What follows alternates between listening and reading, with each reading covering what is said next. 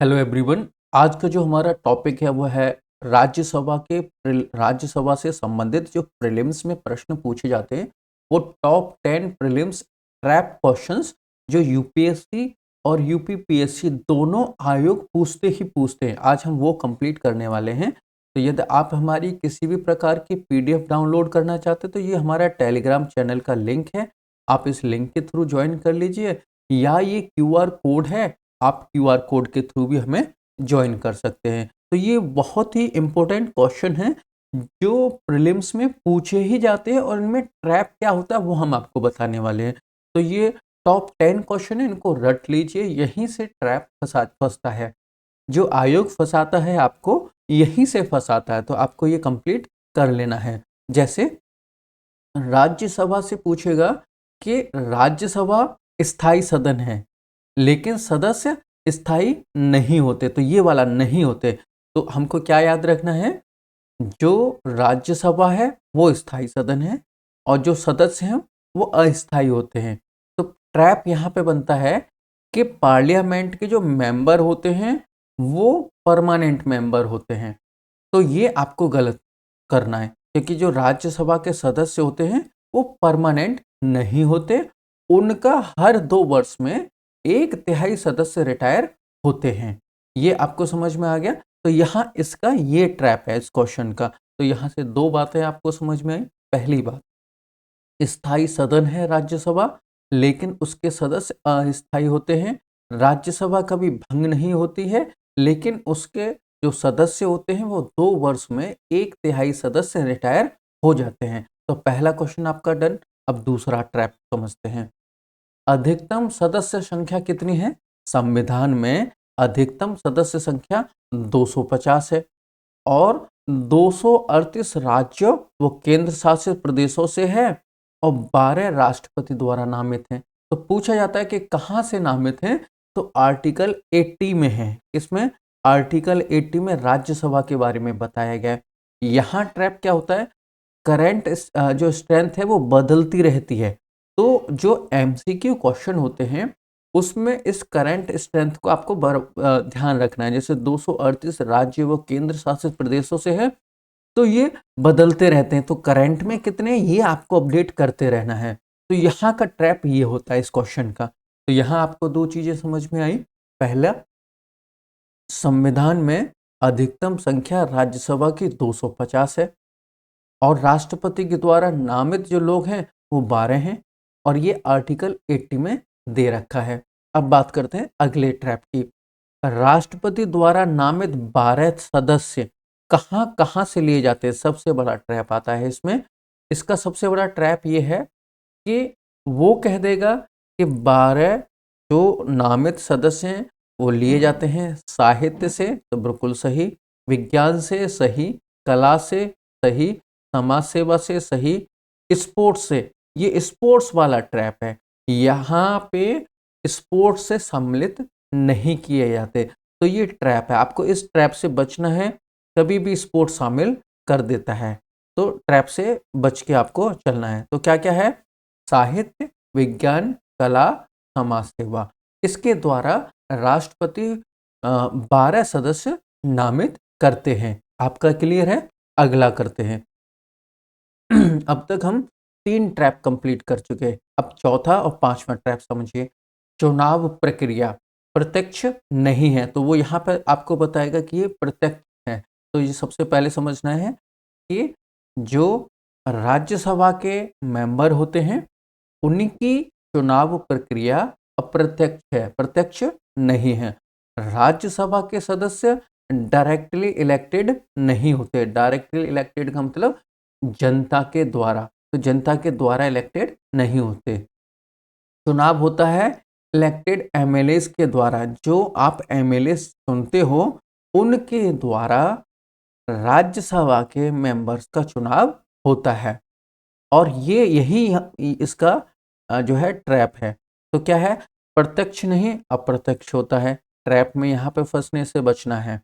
ठीक है, अगला क्वेश्चन। केंद्र शासित प्रदेशों का प्रतिनिधित्व, सभी यूटीज को प्रतिनिधित्व नहीं होता। तो क्वेश्चन में दे रखा होता है सभी यूटीज को प्रतिनिधित्व होता है। तो ये ट्रैप है, आपको यहाँ बच के चलना है। और ये आयोग का, ये देखो फेवरेट क्वेश्चन है, आयोग का फेवरेट क्वेश्चन है। किस किस को शामिल किया गया है? दिल्ली को, जम्मू एंड कश्मीर को एंड पांडिचेरी को, इस तरह से शामिल कर रखा है। अभी जो है आपको क्या समझना है कि यूटीज का प्रतिनिधित्व समान नहीं होता, पहला, और सभी का नहीं होता।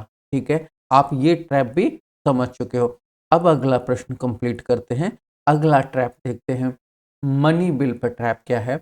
मनी बिल में राज्यसभा की सीमित भूमिका होती है। ठीक है, अब क्या क्या सीमित भूमिका है? पहले केवल लोकसभा में ये लाया जाता है। राज्यसभा 14 दिन के भीतर सुझाव दे सकती है, और सुझाव मान्य भी होगा या नहीं होगा ऐसा कोई मैंडेटरी नहीं होता। लोकसभा सुझाव मानने या न मानने के लिए जो है बाध्य नहीं है, रिजेक्ट भी कर सकती है राज्यसभा के सुझाव को। तो ये यहाँ इनका यही ट्रैप है कि ये कह देंगे कि मनी बिल को राज्यसभा में लाया जा सकता है। तो सबसे पहले याद रखना है, जो भी मनी बिल होगा उसको राज्यसभा में नहीं लाया जाता, पहले लोकसभा में आता है। और यदि राज्यसभा मनी बिल को पारित कर दे और या उस पर कोई सुझाव दे दे, तो उससे लोकसभा के द्वारा लिए गए निर्णय पे कोई फर्क नहीं पड़ता। ठीक है, अगला ट्रैप, वित्तीय मामलों में कमजोर है। कौन कमजोर है? राज्यसभा। बजट मनी बिल पर अंतिम अधिकार किसका है? लोकसभा का। ट्रैप में आएगा कि बजट और मनी बिल पर अंतिम अधिकार राज्यसभा का है। तो यहाँ आपको संभल के चलना है। तो यहाँ बताना है आपको ये लोकसभा का अधिकार है। दूसरा, ऑर्डिनरी बिल में दोनों सदन समान होते हैं। ये याद रखना, अगर वो पूछता है कि ऑर्डिनरी बिल अगर पास कराया जाएगा तो उसमें लोकसभा का ज़्यादा महत्व है या राज्यसभा का ज़्यादा महत्व, तो आपको याद रखना है ऑर्डिनरी बिल में दोनों समान हैं, लेकिन बजट में और मनी बिल में अंतिम अधिकार लोकसभा पे है। ठीक है, ये कंपैरेटिव एमसीक्यू आता है इसका। यहाँ तक कवर हो गया आपका। अब आगे बढ़ते हैं, अगले ट्रैप को देते हैं। विशेष शक्तियों के मामले में ट्रैप समझते हैं। आर्टिकल 249 राज्य सूची के विषय पर संसद को कानून बनाने की शक्ति है। बस शर्त क्या है? राज्यसभा अपने बहुमत से 2/3 बहुमत से ये पास कर दे कि इसकी राज्यसभा को कानून की आवश्यकता है, तो संसद इस पे कानून बना सकती है। तो कानून कौन बना सकती है? संसद। एक ये आपका क्लियर हो गया ट्रैप। आर्टिकल 312 का ट्रैप समझते हैं। ऑल इंडिया सर्विसेज जैसे आईएएस, आईपीएस, आईएफएस का सृजन केवल राज्यसभा प्रस्ताव से, यदि राज्यसभा यह प्रस्तावित कर दे कि हमें संयुक्त लोक सेवा की आवश्यकता है, तो लोकसभा यह शक्ति नहीं रखती, बल्कि किस पे रखती, कौन रखता है? राज्यसभा। तो ये बिग ट्रैप है, यहाँ आपको समझना है। इनसे जो ऑल इंडिया सर्विसेज का जो सृजन करने वाला जो ट्रैप है, उसकी जो शक्तियां है वो किस पे है? राज्यसभा पर। अच्छे से समझ लीजिए, राज्यसभा। ठीक है, तो आपको क्या याद रखना है कि अगर सर्विसेज की बात आ रही है तो सारी पावर राज्यसभा पे है, लोकसभा पे नहीं है। अगला ट्रैप समझते हैं, राष्ट्रपति पद के चुनाव में भूमिका। राज्यसभा प्रेसिडेंट इलेक्शन में भाग लेती है। वाइस प्रेसिडेंट में राज्यसभा का एक्स ऑफिशियो चेयरमैन होता है। तो ये चेयरमैन वर्सेस स्पीकर पे यहाँ ट्रैप होता है। तो आपको ये भी अच्छे से समझ लेना है। दूसरा, एज बेस्ड एमसीक्यू क्वेश्चन है जो आयोग का फेवरेट रहता है। राज्यसभा के जो सदस्य होते हैं उनकी आयु 30 वर्ष होती है, लेकिन जो लोकसभा के सदस्य होते हैं उनकी आयु मिनिमम 25 वर्ष होती है, मिनिमम के बारे में। और अगर हम बात करें ग्राम प्रधान की, जो ग्राम का प्रधान होता है, ग्राम प्रधान की अगर हम बात करें तो उसकी आयु जो है मिनिमम 21 वर्ष होती है। ठीक है, यहाँ पे ये ट्रैप क्लियर हो गया आपका। तो राज्यसभा के सदस्य की मिनिमम आयु 30 वर्ष, लोकसभा के सदस्य की मिनिमम आयु 25 वर्ष। क्लियर है? अब आगे बढ़ते हैं। अध्यक्ष कौन होता है? राज्यसभा का जो अध्यक्ष होता है वो वाइस प्रेसिडेंट होता है। वर्तमान में कौन अध्यक्ष है आप हमें कमेंट में बता सकते हैं। पहला। दूसरा, अविश्वास प्रस्ताव, नो कॉन्फिडेंस मोशन राज्यसभा में नहीं लाया जा सकता, केवल लोकसभा में लाता है। तो ये वाला इस क्वेश्चन का ट्रैप है। इसमें बोला जाता है कि अविश्वास प्रस्ताव राज्यसभा में लाया जा सकता है, नहीं, नो कॉन्फिडेंस मोशन जो है लोकसभा में लाया जाता है, न कि राज्यसभा में। आपका ये क्लियर हो गया।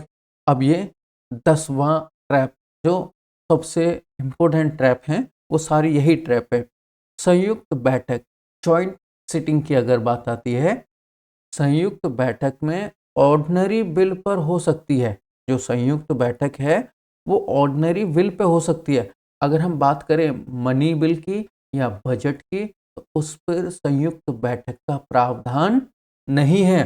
तो ये इसमें ट्रैप है कि जो लोकसभा का जो स्पीकर है वो मनी बिल या कॉन्स्टिट्यूशनल अमेंडमेंट पर या बजट पर संयुक्त बैठक कर सकता है, तो ट्रैप में नहीं फंसना, नहीं कर सकता। ये बहुत ही महत्वपूर्ण राज्यसभा से संबंधित ट्रैप थे, जहां अक्सर कर विद्यार्थी जो एस्पिरेंट्स हैं वो फंस जाते हैं। तो आपको ध्यान देना है। यदि वीडियो आपको पसंद आई तो लाइक कीजिए, चैनल को सब्सक्राइब कर लीजिए। और हाँ, यदि आप हमारा कंप्लीट यूपी पीसीएस का इंडियन पॉलिटी देखना चाहते हैं तो हमारे चैनल पर प्लेलिस्ट बनी हुई है।